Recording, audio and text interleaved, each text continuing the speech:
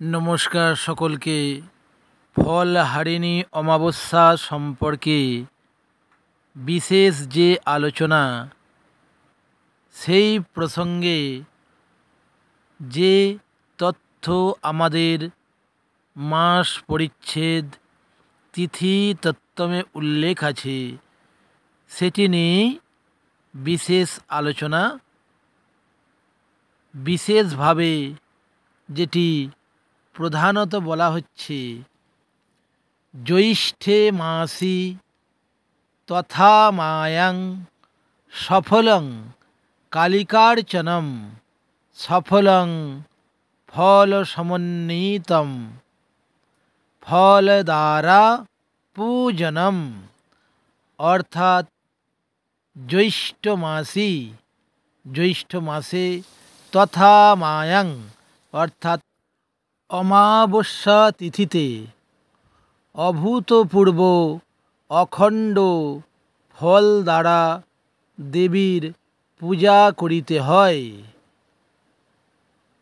এই সম্পর্কে আর যে তথ্যটি বলছে, সেটি অতীব সুন্দর।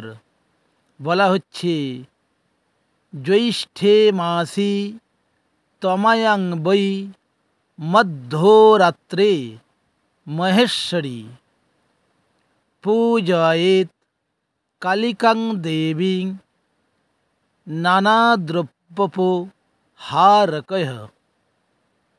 অর্থাৎ জ্যৈষ্ঠ মাসের যে অমাবস্যা তিথি পড়ছে, সেই অমাবস্যা তিথির মধ্যরাত্রে দেবী কালিকার যথাশক্তি উপাচারে নানা দ্রব্য দিয়া পূজা করিবে এবং বিশেষভাবে বিবিধ ফল দ্বারা দেবীর পূজা করিবে।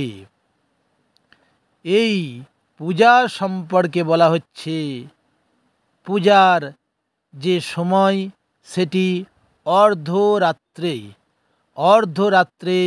দেবী পূজার মুখ্য কাল এবং বিশেষভাবে এই পূজা সম্পর্কে বলা হচ্ছে, দীপান্বিতাবৎ পূজাটি হইবে।